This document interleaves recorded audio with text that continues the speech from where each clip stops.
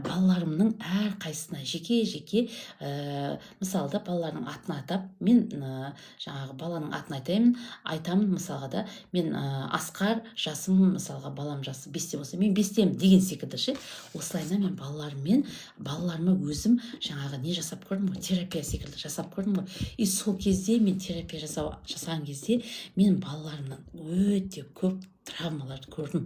Яғни мен сол травмалармен жұмыс жасап, мен қазір өзім психосоматик болғандықтан, мен кезінде, мен қазір ғана психосоматик оқып алып, қазір ғана психосоматикпен айналысып жүрмін, психосоматологпын да, бірақ мен бұған дейін балалардың кішкентай кезінде қаншама травма беріп тастадым ғой мен. Вот, осы травмаларды қалай береміз, қалай біз травма аламыз деген нәрсені мен бүгін сіздермен бөліскім келіп отыр да. Сонда менің бір жаңағы қызыма мен былай жасамын. Ол 3 жасар, қазірде менің мысалы 3 жасар балам бар да, оның 3 жас кезінде мен не істедім оған? То есть ол жаңағы бұтына жіберіп қойды. Қыз бала бұтына жіберіп қойды.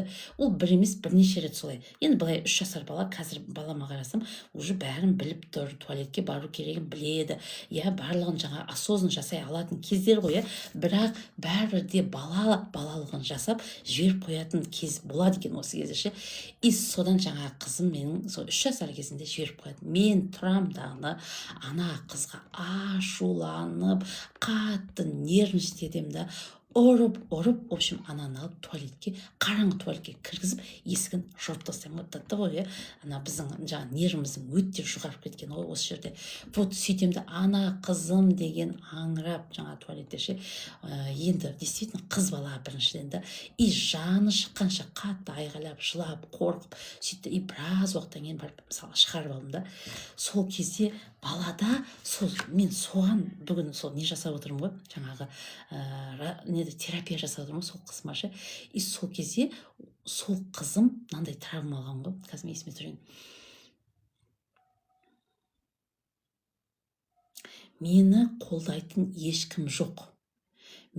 Осындай мені қолдайтын ешкім жоқ, мені ешкім жақсы көрмейді деп травма алған ғой, міне. Көрдіңіздер ме?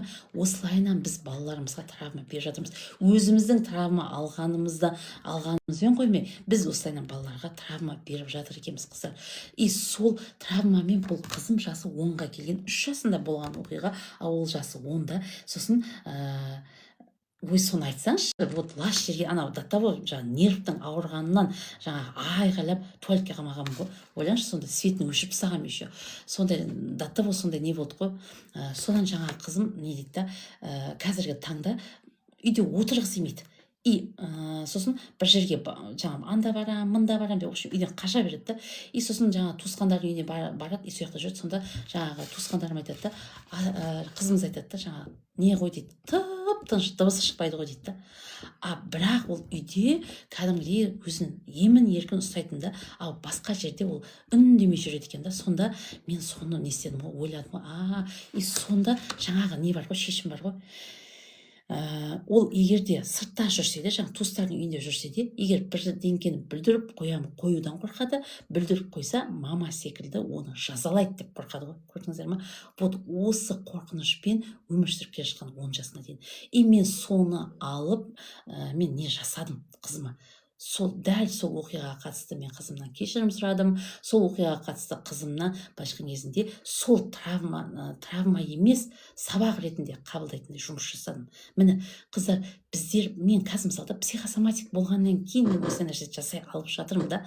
Бірақ мен секілді кез келген адам психосоматик емес қой, кез келген адам өз-өзімен мен секілді жасай алмайды. Даже психосоматологтардың өзі де өз-өзімен жасай алмайды. Мен оны өзім осы неге келдім ғой, құтылғанына шүкір, қорқыныштан дейді. Аллаға шүкір. Вот мен сол нәрсені жаңа бойынан алып тастайтындай жұмыс жасадым. Вот көрдіңіздер ме? Яғни біздер өзіміз байқамай, не осознавай жаңағындай моменттерде жаңағы неге кіреміз ғой, ашуға мінеміз, жаңағы нервіміз көтеріледі, өз-өзімізді ұстай алмай қаламыз. Лайк басып жатқаныңызға рахмет, Слива деген кісі. Вот сөйтіп мен сол жаңағы қызымда мысалы сондай нәрсе болған екен да. Мен сонымен жұмыс жасап, қыздан сол нәрсені алып тастай алдым да. И енді ары қарай нәтижені беретін Алла тағала. Енді мен осы жерде не айтқым келіп отыр? Яғни біз жаңа айттым ғой тақырыпты, біз қалай травма аламыз деген нәрсе. Міне травманы осылай аламыз, қыздар. Мысалға да өзімізге келейік. Өзіміздің балалық шақта қандай болды? Балалық шақта біздің заманымызда ата-аналарымыз есіл дерті нан табу, ақша тауып тамақ табу болды. Біздердің заманымыз, мысалы да мен қазір жасым 40-тан асты, біздің балалық шақтарымыз солай өтті, и сол кезде олар әр қайсымызға махаббатын беріп, жаным, күнім, еще біздер көп балалы отбасымыз болдық қой, көбіміз, мысалға да, көпшілігіміз көп балалы отбасыда өмір сүргенбіз. Дейді, сол кезде жаным, күнім деп отырған жоқ, олар әр қайсымызға махаббатты беріп, әр қайсымызға жаңағы не істеп, көңілімізді табуға тырысқан жоқ.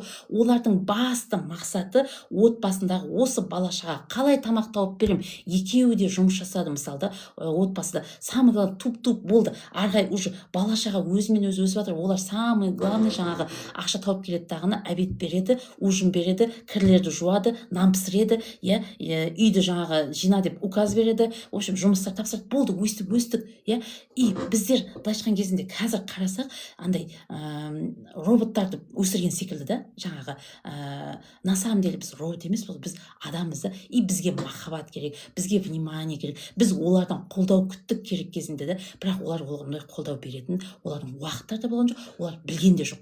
Вот сол себепті бізде өте көп травмалар болды. Мен қазір мысалы мен алдыма келіп жүрген, бұл әңгіме менің ғана басымнан өткен емес, мен алдыма келген қаншама жанның осындай жаңағы басынан өткен травмалары. Міне сондай жағдайдан өткеннен кейін біздер жаңағы не істедік? Сол нәрседен өткеннен кейін біз былайша айтқан кезде травмированный не болдық қой, травмированный ребенок болдық қой былайша айтқан кезінде ше. Сосын мынандай нәрсе бар. Мысалға, біздер егерде біздер дұрыс өмір сүру үшін, біздер жаңағы өмірде болады ғой бір әрбір ортада бір байқайсыз да, жаңағы ортада емес, даже инстаграмда байқайсыз, бір сондай адамдар болады, которые жаңағы жетістікке жетіп жатыр, ода жаңағы қаншама қиындықтан өтті, и ол жас болса да жетістікке жетіп жатыр да, мысалы да осылар бар ғой, байқайсыздар ғой, и сосын ойлайсыз да, мен мынадан қай жерім кем дейсіз дағыны, сіз де тырысасыз. Мысалға біздер болды бір кездер маркетолог деген сабақты оқыдық, жаңа программист деген,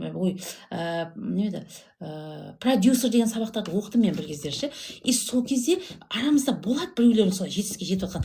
Бәріміз бірдей жасаймыз, бірақ олар почему-то жетістікке жетті, біздер жетістікке жете алмаймыз мысалы да. И сонда мен түсінбейтім, менің одан не айырмашылығым бар, то есть бізден оның не айырмашылығы бар деген секілді да. Сөйтсек, айырмашылық мынада екен, қыздар, өте маңызды әңгімені айтамын. Мынада екен да, біздің ата-анамыз бізді ана 3 жасқа шейін бізді өзіне жақын тартып, анамыз бізді өзіне жақын тартып, былайша айтқан кезінде ана махаббатпен, әркез қандай жағдай болмасын қолдау көрсетіп, әркез жаным, күнім, красавицам, сұлуым, жаңағы тағы да не, құлыншағым деген секілді сондайлармен сені Алла тағала қандай сұп-сұлу қылып жаратқан, менің красавицам деп біз 3 жасқа шейін ана осылайнан бауырына басып өсірсе, жаңағы бізде ондай мүмкіндік неге болмады, себебі артынан бала келе берді ғой. Содан кейін сен үлкенсің деп итере берді ғой үлкендер. Бірақ дұрысында 3 жасына шейін ана солай өсіретін болса баласын, сол кезде қыз балада әсіресе өзіне деген самооценка болады ғой. Самооценка деген нәрсе қалыпты болады. Негізі бар еркін ұрғайды. Қалыпты болады да сол кезде самооценка. Ойлаңызшы, самооценка деген нәрсе біздер жаңағы мамамыздың солай бізге сен қандай сұп-сұлусың, Алла тағала сен сондай өте жақсы қылып маған берген, немесе мен сен қандай жақсы көремін, сен бір всегда мама сені жақсы көреді деген нәрсе біз естімегендіктен, біздердің көбісіміз, яғни біз ойладық, біз онша емеспіз. Бізді ешкім жақсы көрмейді. Біз былайша айтқан кезінде жаңағы басқалар сияқты емеспіз, біз ондай әдемі нәрсеге лайықты емеспіз деген нәрселермен өстік. Осындай, көрдіңіз бе, уже ананың осындай 3 жасқа шейін жасамаған нәрсесіне біз осылай өстік. Көріп тұрсыз ба? Ал енді 3 жастан, яғни біздің самооценкамыз төмен болды. Өзімізге деген өзіміз туралы ойымыз, біздің сондай керемет жан екеніміз, Алла тағала бізді керемет жаратып қойған, біз ешкімге ұқсамайтындай, сондай бір Аллахтың керемет жаратылысы екенімізді білмей өстік.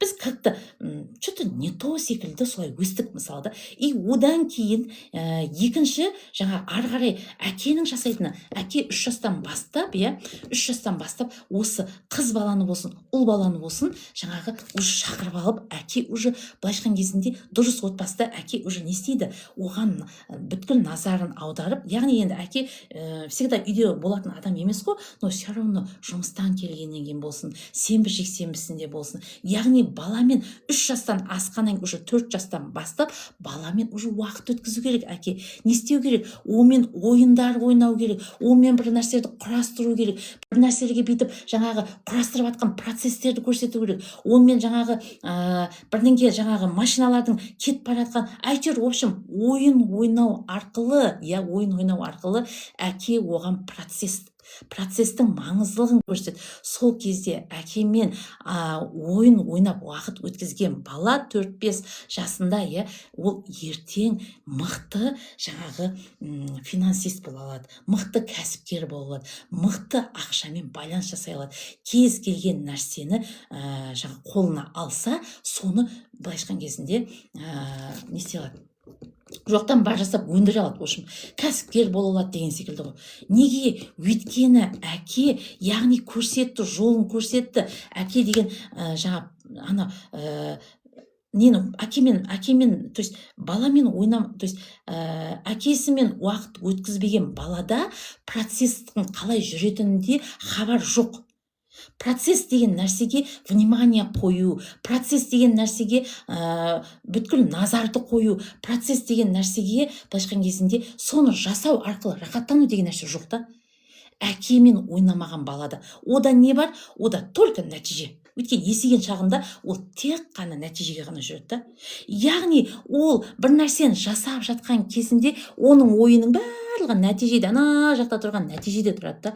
И ол барынша сол нәтижеге жетуге асығады. Бірақ ойлаңызшы, біздер бір нәрсені жасап жатқан кезде, жаңағы құрастырып жатқан кезде, кішкентайдан бүйтіп көтеріліп, құрастырып сөйтіп жатқан кезімізде, біздің мына екі көзі дегенше, мына екі көз, біз екі көзбен жаңа жасап, көзбен көріп жасап жатырмыз ғой, бірақ біздің бір көзіміз ана процесске кетіп қалды. Яғни, то есть процесске кетіп, нәтижеге кетіп қалды. Яғни біздің бар внимание, назарымыз екіге бөлініп кетті. Бір назарымыз мына жерде жасап жатқан процессте да, екінші назарымыз нәтижеде. Қайтсем де нәтижеге жетем, қайтсем де нәтижеге жетем. Пәленше уже сондай нәрсеге жетті, түгенше сондайға жетті. Білмеймін, жету керек. Бірақ нәтижені беретін Алла тағала. Вот осы нәрсе әке арқылы ұғындырылады екен, қыздар. Осы нәрсе әке арқылы біздің миымызға сіңеді екен. Көрдіңіздер ме? Вот осындай нәрселер біздің миымызға балалық шақтан сіңбегеннен кейін біз не істейміз? Біз аламыздағыны есейген шағымызда бізге мама папаларымыз бүйтіп айтады ғой. Ана жұрттың баласы, естисіздер ғой, жұрттың баласы, жұрттың баласы сөйтіп жатыр, жұрттың баласы бүйтіп жатыр, ол жұрттың баласының сол жаңағы әкесі мен шешесінің бергенінен ол жұрттың баласы өсіп нәтижеге жетіп, нәтиже көрсетіп жатқан болар да, бірақ соны әке шеше бізге бермейді. И плюс к этому жұрттың баласы сөйтіп жатыр, жұрттың баласы бүйтіп жатыр. Яғни сіз не істейсіз соны естігеннен кейін? Қой, мен де бірдеңе істейін дейсіз, тырысасыз, жасайын дейсіз, бірақ сізде жаңағы нәрсені жасап жатқан ісіңізде, жасап жатқан жұмысыңызда, жасап жатқан кәсібіңізде болсын, любой нәрсені жасап жатса, бірақ сізде назарыңыз здесь и сейчас, осы жерде бүткіл назарыңыз, мен мынаны қалай жасасам екен емес, мен қалай ана пәленше жеткен нәтижеге жетсем екен деп тұрасыз. Көрдіңіз ба? Міне, осы нәрсе бізді былайша айтқан кезінде құртады. Яғни біз ол жерде бірдеңкеге жетпек түгілі,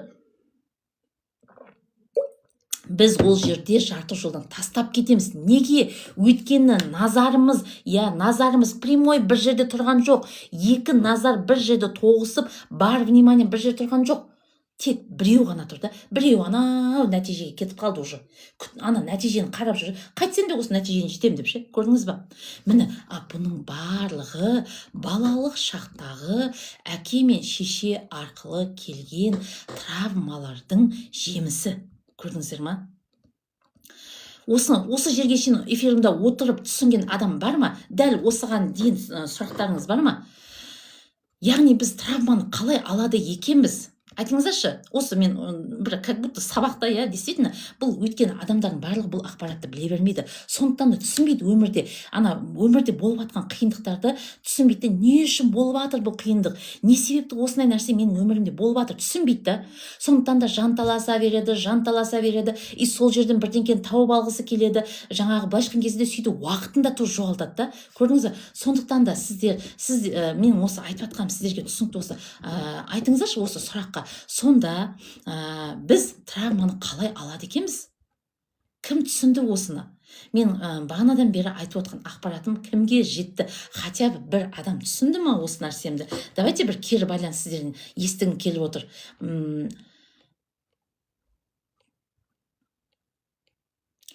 Сіздер уже, қыздар, жігіттер, мен қазір айтып жатқан нәрсемнен, мен мощный нәрсені айттым сіздерге ше. Өте күшті ақпарат айттым да. Енді осындай, осы нәрсені білгеннен кейін, осы нәрсені естігеннен кейін сіздер уже қазіргі таңда бір нәрсеге жете алмай жатсаңыздар, бір жетістік деген бір как будто сізге алыстап кеткендей, сізде почему-то ничего не получается деген нәрсе, сіз не істесем де болмай жатыр деп өз-өзіңізді кінәлап жүрген болсаңыз, сіз бүгінгі осы эфирді естіп отырып, уже өзіңізді кінәлауды тоқтатасыз. Бұл оказывается, бұл менен емес екен ғой. Бұл оказывается, әке-шешемнің маған деген қарым-қатынасынан болған екен ғой. Қыздар, жігіттер, біз осы арқылы әке-шешені кінәлап жүрмейміз. Біз осы арқылы әке-шешеге бүткіл жаңа нәрсені итере салмаймыз.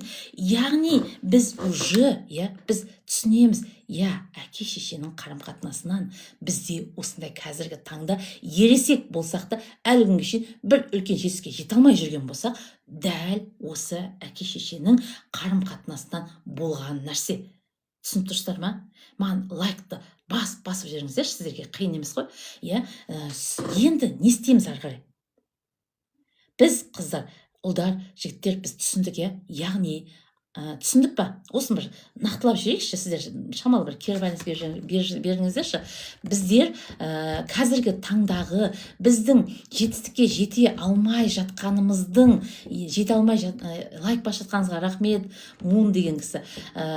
Яғни жетістікке жете алмай жатқанымыздың басты себебі біздің әке-шешеміздің бізбен қарым-қатынасынан. Түсініп тұрсыздар ма? Яғни оған сіз емес кінәлі, әке-шеше. Және бұл мен сізге бір ғана жағын айттым, Бұның тағы да бір жағы бар. Мысалға да, сіз кішкентай кезіңізде, біздер бар ғой, біздерді әке-шешеміз былайша айтқан кезінде не қылады? Ол травма уже біз балаларыма жасап жатқан болуымыз мүмкін, айтпақшы. Біздің заманымызда әке-шешеміз бізге былайша айтқан кезінде не істеген жоқ. Біресе оң жағымыздан шығып жасап беріп, біресе сол жағымыздан шығып жасап беріп, ондай нәрсе жасаған жоқ көпшілігімізде, бізді былайша айтқан кезде жібере салды. Бізді ешқандай қорыққан да жоқ. Даже мен 11 бітірген кезде туысқандарымызға қосып мен Алматыға жібере салған, қасымда 9 бітірген сіңілім екеумізді. Тіпті өздері де әкелген жоқ бізді мысалға да. Ол заманда сондай болды. Ал біздің қазіргі заманда біз балаларымызға мынандай травма беріп жатырмыз. Қазір мен осы нәрсе өте дұрыс сұрақ қойдыңыз, мен қазір соны түсіндірем. Әке-шешенің қарым-қатынасынан енді не істейміз? Эфирдан шығып кетпеңіз, мен қазір түсіндірем. Қазір мен маған тағы да бір қосымша, біз қазір балаларға қандай травма жасап жатқанымыз жайында бір қосымша ақпарат келіп жатыр, соны айта кетейін. Біз қазір балаларға мынандай травма жасап жатырмыз. Біздің әке-шешеміздің бір жасаған плюс нәрсесі, біздің жаңағы неше түрлі нәрселерді біз не қылып көрдік? Неше түрлі нәрселермен жаңағы не істеп көрдік? Өмірімізде ұстап көрдік, жаңағы құлап та көрдік, жаңағы шұңқырға да түсіп те кеттік, суға да бір батып та көрдік. В общем, түрлі нәрселерді көрдік, Яғни осындай нәрселерді көргендіктен кейбіріміз жаңағы әке-шеше сондай қарым-қатынас жасаса да, біз сол көрген тәжірибеміз арқылы жаңағы қиындыққа мойымай, жарып алдағы кедергілерді жарып сөйтіп шығып кетіп жатқанымызда қаншама негізінде ше сол қиындықтардан, өйткені ол көп нәрсені былайша айтқан кезінде ешкім тосқауыл болған жоқ, әке шеше қарайтын уақыты жоқ бала шағы. И бала деген жаңағы ананы да көрді, мынаны да көрді, ана бүйтіп айтамыз ғой, жаңағы мектепте 3 пен 2-ге оқыған, 3-ке оқыған деп айтайыншы, сонда 3-ке оқыған балдар өмірде жаңағы кейде өздерін тауып кетеді да, чем жаңағы 4 пен 5-ке оқыған балаға қарағанда, иә. Вот, олар қалай? Вот дәл осы нәрсе соларға лайықты. Яғни ана жақсы оқыған балада онда не бар, жаңағы перфекционист деген нәрсе бар, иә. Ол бәрін түзу жасау керек, ол бәрін айтқанда істеу керек, ол еш нәрсені бүлдірмеу керек, ол еш нәрсеге былайша айтқан кезінде барма деген жерге бармау керек. Міне осындай да нәрсе бар. Ал жаңағы 3 пен оққан балалар, иә, оларға айтып жатса да олар бүткіл нәрсені көргісі келді. Ол барма деген жерге барды, жаңа жеме деген нәрсені жеді, жаңағы түспе деген жаман суға түсті. Яғни сөйтіп олар жаңағы неше түрлі нәрсені байқаған кезінде перепробовали кішкентай кезінде да. И сөйтті дағы олар мына өмірге келген кезінде ана әке шеше қандай қарым-қатынас жасаса да оған қараған жоқ. Олар анау жаңағы бүткіл кедергіні не қылмай, жаңа қорықпай, содан тесіп өтті дағы олар сол жетістікке жетіп жатыр. Вот, ол да вариант бар. Ал енді жаңағы бірінші вариантпен әке шешенің осындай қарым-қатынасынан өмірде өз орнын таба алмай қалған кісілерге айтатыным, иә, бұл мынандай. Енді біз түсіндік, иә, яғни әке шеше арқылы бізде осындай мәселелер туындап жатыр қазіргі таңда, иә. Енді не істейміз? Яғни біз әке шешені кінәлап, бүткіл кінәні әке шешеге іліп қойып, сендер екенсіңдер, оказывается, менің осындай өмірде жетістікке жете алмай жатқаныма деп отыруға болмайды. Не істейміз? Әке шешені ақтап аламыз, қыздар, ақтап аламыз. Өйткені қыздар, біздер білеміз ғой, әке шеше, иә, қазір бағана басында ғана айттым, иә, олардың бар жаңағы ойы біздерді асырау болды. Иә, біздің заманымызда біздерді асырау болды. Олардың бар ойы бізге, Дамелиге рахмет, сізге лайк басып жатқаныңызға, біздерге былайша айтқан кезде тамақ тауып беру болды. Олардың бар ойы, яғни бізді аш қалдырмау болды тағыны. Содан кейін басқа нәрсеге олар бас ауыртқан жоқ. Иә, енді сөйткен әке шеше, иә, өзінің функциясын дұрыс орындамай қалды. Соның есепке жете, даусым менің естіліп тұр ма? Маған қазір звонок келіп қалды да, мен өшіріп тастадым.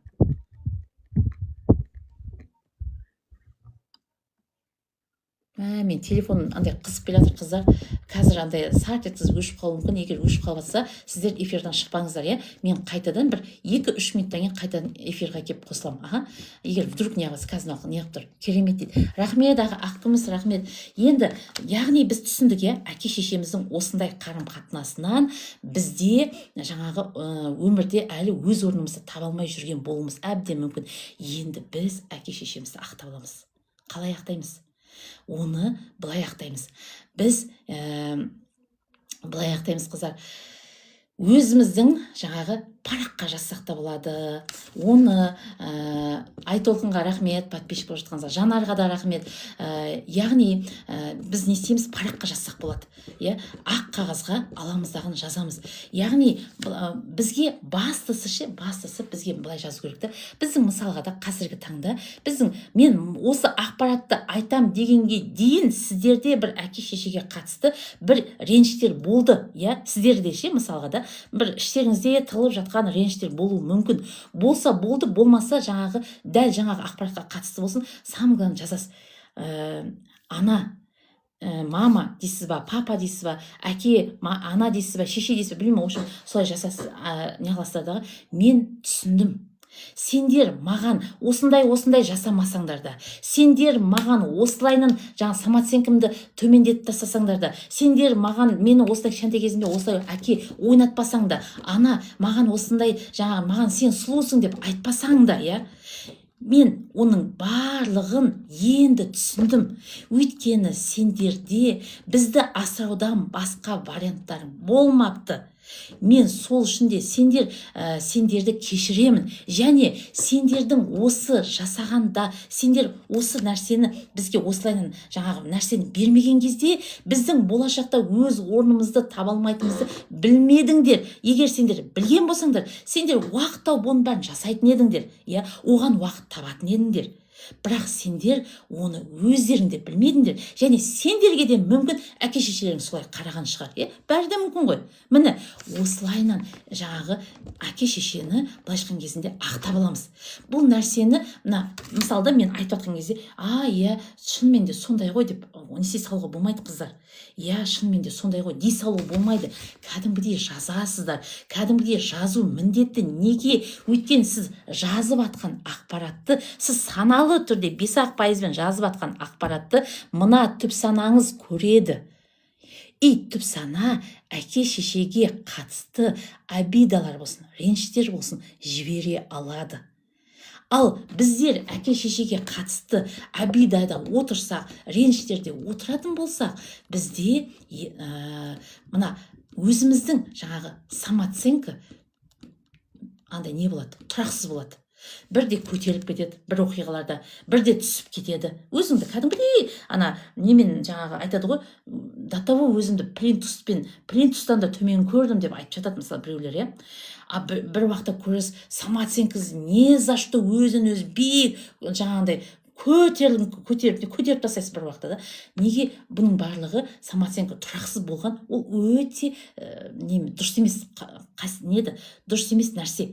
Бізде самооценка деген тұрақты бір деңгейде, міне алшақ емес. Осы сәл төмен түсуі мүмкін, сәл жоғары көтерілуі мүмкін, сәл төмен. Міне осы аралықта, яғни резко былай түсуге болмайды самооценка. Түсініп тұрсыздар ма? Яғни осылайынан жаңағы болғаны абзал самооценка. Яғни анамызбен қарым-қатынасты осылайынан дұрыстап алатын болсақ, бізде самооценка тұрақталады. Ал әке-шешемен қарым-қатынасты дұрыстап алатын болсақ, ақшалай жағынан мәселеңіз қалыптаса бастайды, дұрыстала бастайды. Осы керек па сіздерге? Әке-шешемен негізі мен қазір сіздерге бір ғана өте қарапайым несін айттым, өте қарапайым жолын ғана айттым. Ал бірақ менде осы әке-шешеге қатысты өте күшті бар? Жұмыс бар. Мен оны өзім қаншама жаңағы терапиядан өтіп жүрсем де, бір күні алып, мен дәл солайынан өзім жұмыс жасадым. Сол жаңағы практиканы жасадым. Арнайы әкеме қатысты, арнайы шешеме қатысты жасадым. Рахмет, керек деп жатыр. Кері байланыстарыңызға рахмет, аққымыз. Осылайынан мен сөйтіп жеке-жеке жасаған кезімде, менде кәдімгідей өсу болды ғой. Мен сонда кәдімгі көзім жетті соған. Сондықтан да менде сондай даже арнайы сабағым да бар, қыздар. Мен сол сабақты биттім. Мен бұл сабақты кезінде қаншама адамға тегін бердім. Бұл сабақ неге тегін бердім? Өйткені мен бұл сабақты негізі жаңағы адамдарға бір пайдам тисін деген мақсатта қаншама адамға тегін бердім. Сосын бірақ немен бердім, условиямен ше. Бірақ ай тұрды ма сабағым, в общем сондай болды да. Сөйтіп сабақ өшіп қалды. Сол сабағым менің әлі де бар, қыздар. Мен сол сабақты, егер сіздер қарайым дейтін болсаңыздар, именно осы самооценка, именно осы әке-шешемен қарым-қатынас, әке-шешемен жаңағы ақтап алу, обидаларды, әке-шешеге қатысты обидаларды кешіру деген секілді бір сабақты мен жазып қойғам. Егер де сол сабақ керек болса, мен жекеме жазыңыздар. Енді мен оны неғылам, сатам, бірақ та өте арзан баға сататын шығармын. Оны енді бір кезде жазып қойғам.